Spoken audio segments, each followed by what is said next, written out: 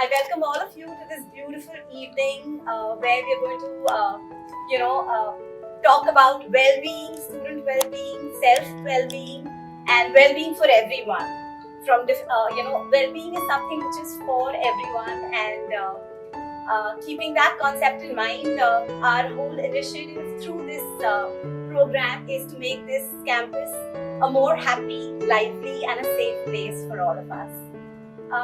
It's been a long journey. I'll probably start with a little bit about my journey with UBS before I really go on to the initiative.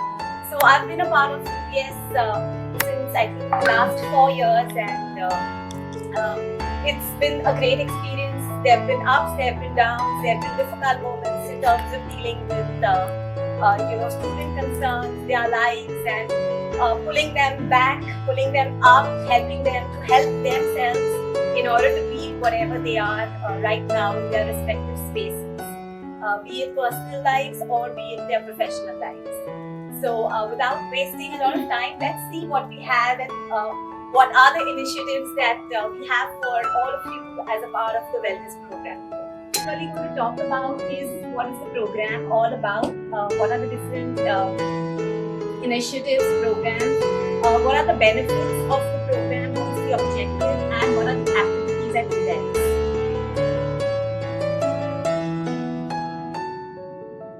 So as you can see, the whole objective of the well-being program is that it is a holistic approach.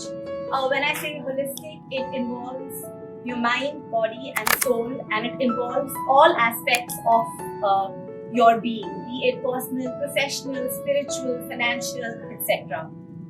So physical is all about, what you do with your body. Eventually, exercising or any kind of physical activity is highly underrated. As Buddha said, that your mind is in the body, and if you work on your body, it automatically has immense benefits on your mind. So that's really the part of the physical aspect of well-being. Social is, of course, we're all social beings, and whilst being, in a society, some of us may be, have different personalities. Some of us may like to be more interactive, talk more, be extroverts. Some of us would be introverts, or ambiverts. That's like the latest term. Everybody calls themselves an ambivert these days. So social connections are really, really necessary for your happiness and for your mental well-being. So that's the social aspect of it. Then coming to the intellectual. Intellectual is not really academic in that sense, but it is how are you using your mind and keeping it active, which is by practicing something that you enjoy, which could be a hobby, by tapping your untapped potential through learning a new skill and having a goal that this year I'm going to learn something new and I'm going to challenge myself and see whether I'm good at it or not, because eventually what stops us most of the times is our own limitations and is our own mind. So the biggest barrier to our success is sometimes we ourselves. And the whole idea of all of this is to break those mental barriers in order to meet the new you and see who you are and who you really capable are of being. So that's about the intellectual part. Financial, of course, we live in a world where finance is very important. But again, how do we balance that out? Is being financially independent the only goal, or is it something which is a means to achieve our different goals? These two are very different aspects of looking towards finance. I mean, you may really be rich, but you may not be happy, and you may be really happy and you may not be rich. Okay. Then the emotional part of it is, of course, emotions are something we all deal with. Even right now, once I'm talking, there are different emotions which are flowing through my body. For all of you sitting, there will be different emotions flowing through you. How often are we really mindful of what's going on within?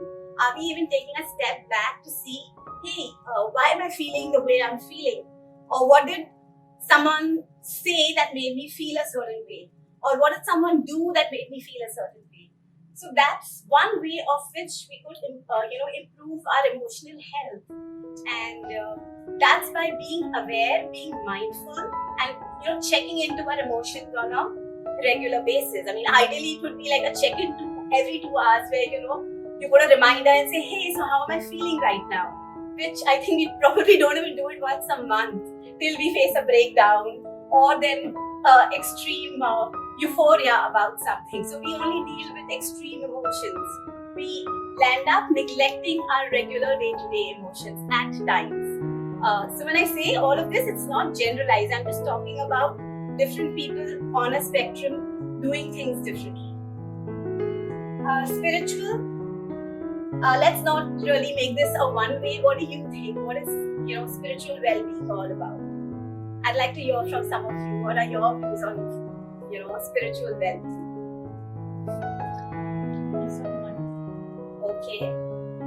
PEACE, I guess, right? Not the PIECE. Okay, so spirituality is something where you connect with your higher self. Spirituality is really not about seeking it outside of you. Again, it is related to how do you feel in your body, how do you feel in terms of your sense of contentment, in terms of the way you are. And a lot of times the way you are at any given point of time is what spirituality is, because being in the present moment is connecting yourself to your higher self or to a higher power. Because all of us, or most of us, in this busy life, are either oscillating between past and future. So spirituality is something about reflection, meditation, spending time with yourself. The more you go within, the higher you can access your own power and improve your gut feel and intuition.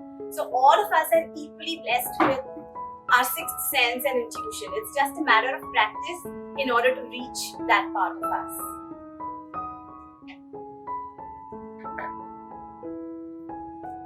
So of course the objective is to reduce factors that can become common barriers to student learning, which is poor physical and mental health. Promoting holistic development in line with the UBS vision of transforming lives. How do we transform lives? Eventually by doing all the things that we spoke about earlier is one way, or rather a way of transforming lives. So that's what we're aiming at, that how our well-being objectives meet with the vision of UBS, which is transforming lives. Creating a happier environment on campus that drives the overall growth of students, and improving students' overall experience at UBS by maximizing factors that ensure engagement. Again, I would say here it's students, because it's a two-way process. Most of the time spent by students is in the campus, and most of the interaction that they have is with other students as well as with all of us sitting here. So we both play an important part in this well-being initiative. And remember, you can never pour out of an empty glass. So if you're not happy and content, you'll never be able to give that out to someone else.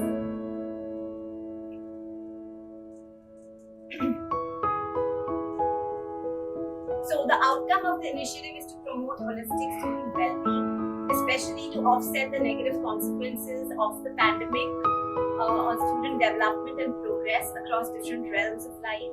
As also there are some statistics, we can probably let that go because it's not up to date, but because this was made like some time ago. But yeah, we can just have a look. So I'll keep that on for you to see.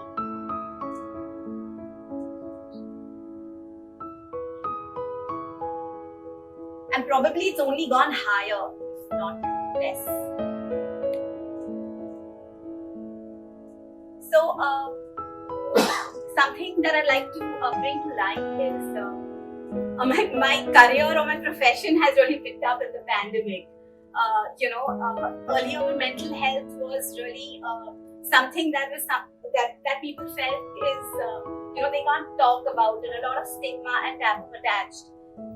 If I have to look at the one benefit that the pandemic has had out of so many negative impacts, is that it's made people realize that your mental health is as normal, as important as your physical health. And telling people that you're going through stress or you're feeling a little anxious about something, or reaching out to someone because you just need someone to hear you out is perfectly okay. That does not really make you, clinically unstable or no other labels attached to something like that. And that's what I have been seeing, and more so in the younger generation, because of UBS and my private practice, my client profile is age group 18 to probably max 30. So that age group is really all out to work on their mental health and emotional health. And kudos to all of them, because it does take a lot of courage to go up there and say that, hey, I need help. So, yeah. Okay, this is sleep statistics.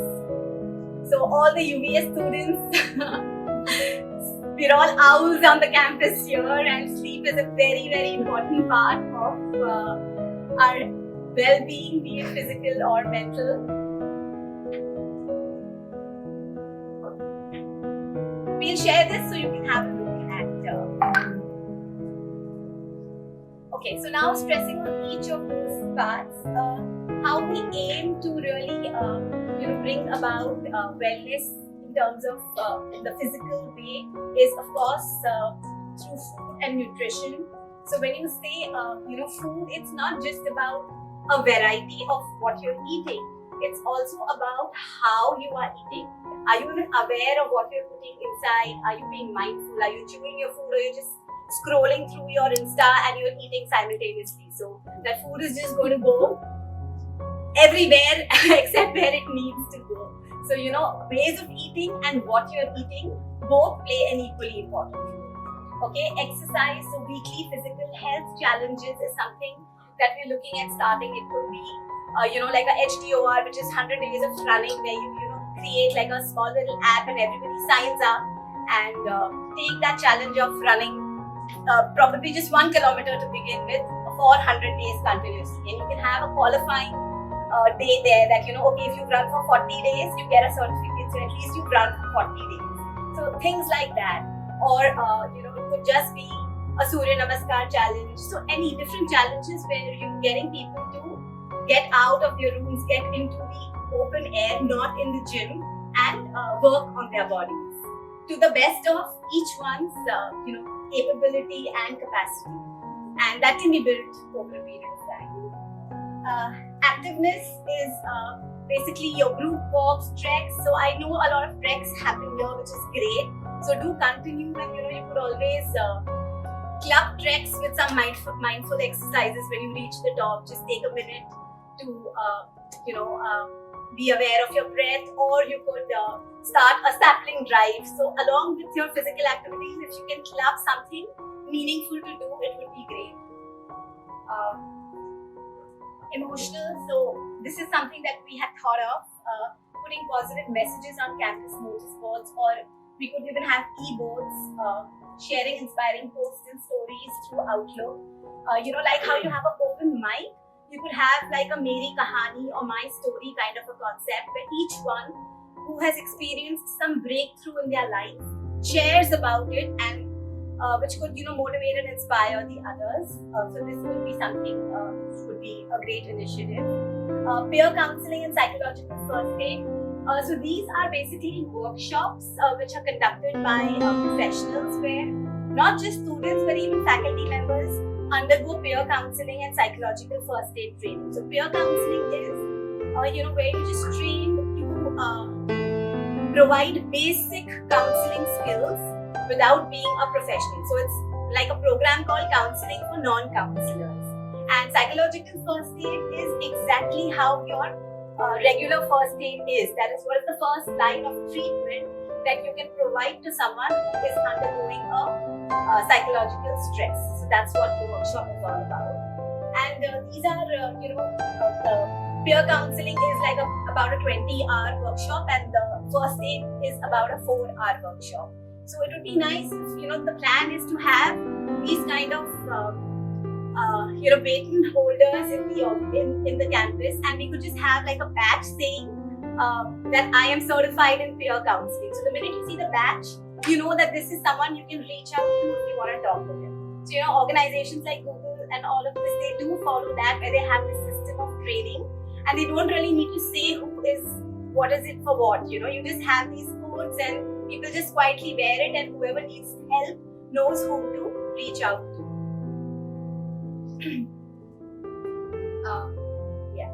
So stress reducing activities, what we do with our hands, what we do with our mind has immense benefit again.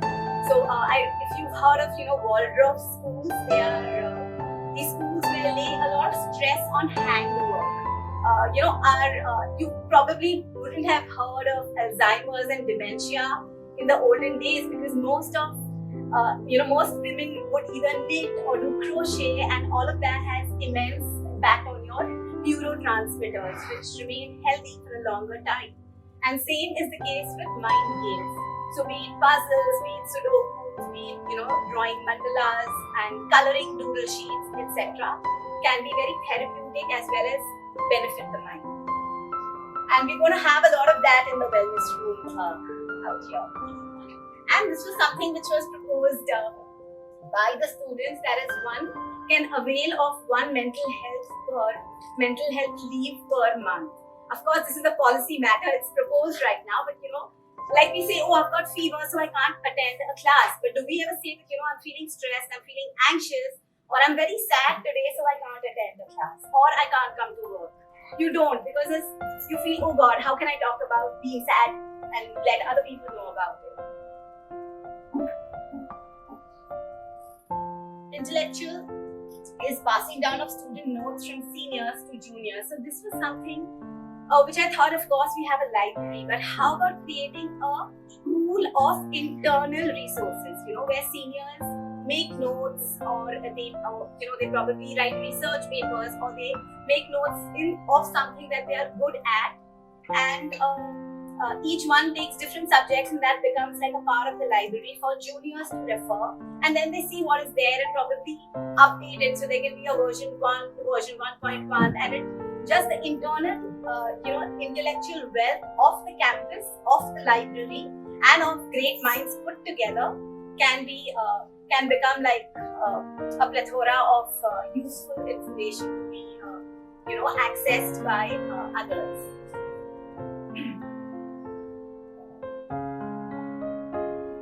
Faculty student ice-breaking sessions, as already mentioned, that all of this is wellness or well-being is a two-way process, and it is success of anything is based on the relationship.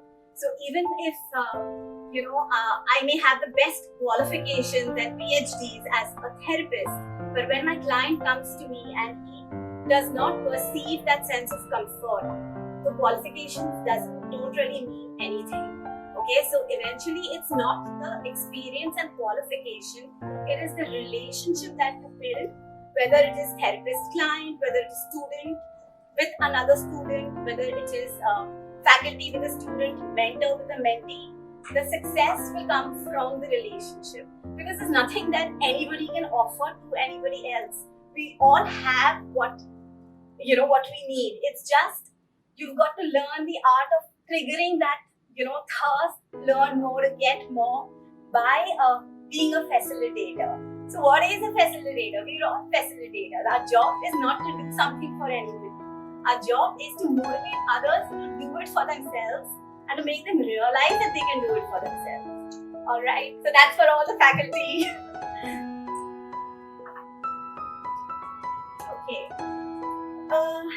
Student-led workshops on academic topics. I think a lot of this is already happening, where if a student is good at a certain subject, they get together informally and informally and have these lectures, so which is like just within campus exchange program on exchanging of academic related information.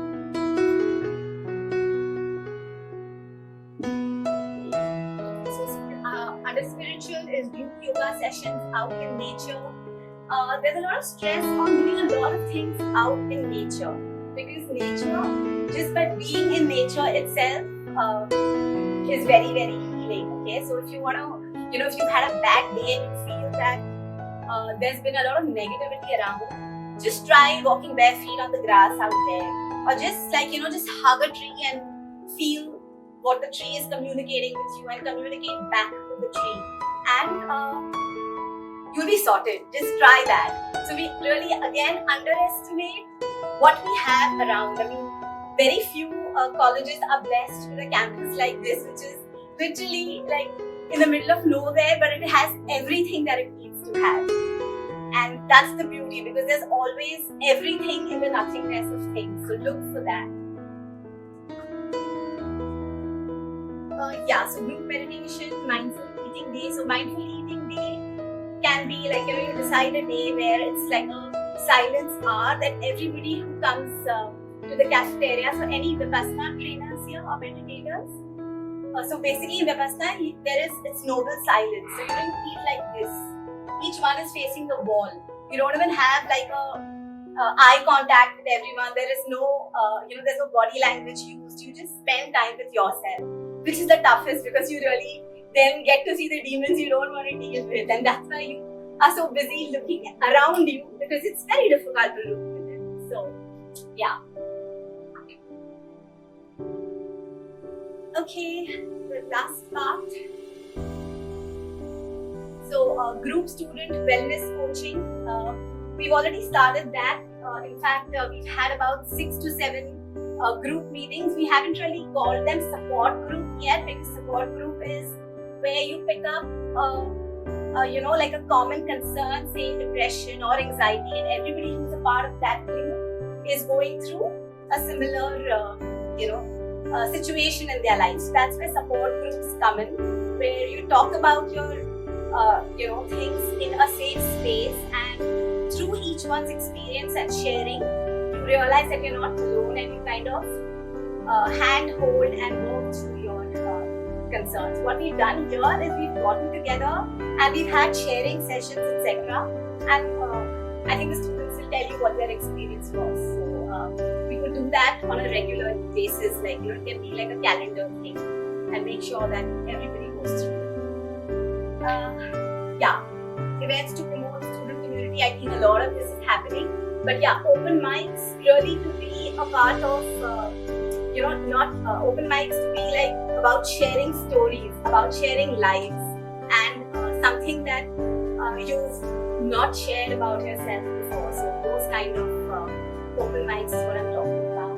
We could look at, now that we have we have the amphitheater, we could look at, viewing movies which will help us to look within, or something which will impact our wellness and mental well-being, and then really talk about it. So you watch a movie and then you have a reflection about the movie, and each one shares what that meant to them, what part of it moved and did something shift from within after seeing that, etc.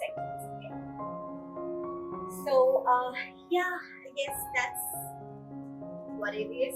The other activities are about, we all take employee satisfaction surveys, but we actually, have like an annual well-being survey to kind of see what is our, well-being quotient of the campus. And I think there was something that was, I don't know, you had said something. Yeah. So something on those lines where, you actually see where each one is, because that is where your need to work for the next academic session will come. You will know that these are the areas where students feel a little low. These are the areas where bridges need to be built, etc., etc. And then other workshops by,